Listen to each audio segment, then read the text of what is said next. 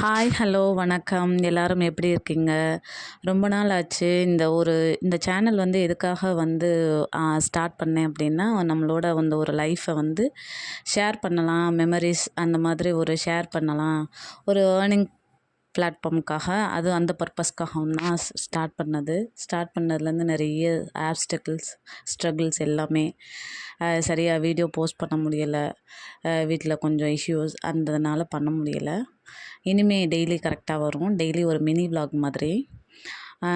ஆக்சுவலாக என்னென்னா, ஒரு பொம்பளை பிள்ளைய பெற்று கஷ்டப்பட்டு படிக்க வச்சு, எம்எஸ்சி பிஎட் படிக்க வச்சு, ஒரு வீட்டில் ஒரு டீச்சர்னு சொல்லி கல்யாணம் பண்ணி கொடுத்து, திருப்பி அவங்களால நமக்கு ஒரு ரூபா கூட செலவழிக்கிறதுக்கு அவங்க வந்து ரொம்ப இது பண்ணுவாங்க. நம்ம அம்மா அப்பா வீட்டில் கூட படிக்க வச்சு நமக்கு ஏ டு இசட் எல்லாமே பண்ணுவாங்க. ஆனால் கல்யாணம் பண்ணி போன இடத்துல எங்கள் அம்மா அப்பாவுக்கு சமைக்கத்தான் உன்னை கல்யாணம் பண்ணிட்டு வந்தேன் அப்படின்னு அந்த வார்த்தைகள்லாம் நம்ம கேட்கும்போது நம்மளுடைய வாழ்க்கையே அப்படியே வந்து ஒரு நிமிஷம் அப்படியே நின்ன மாதிரி ஆயிடுது. நம்ம வந்து ஒரு பர்பஸோடு படித்து ஒரு லைஃப்பில் நல்லா இருக்கணும், அம்மா அப்பா சொல்கிறத கேட்டு நம்ம கல்யாணம் பண்ணி இந்த இடத்துக்கு போகும்போது எங்கள் அம்மா அப்பாவுக்கு சமைக்க தான் உனக்கு கல்யாணம் பண்ணிட்டு வந்தேன் அப்படின்னு அந்த வார்த்தையெல்லாம் கேட்கும்போது அந்த வாழ்க்கையே வெறுத்து வருது.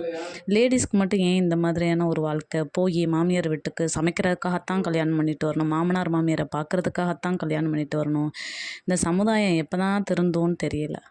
நாளைக்கு ஒரு மினி விலாகில் பார்க்கலாம். Thank you guys.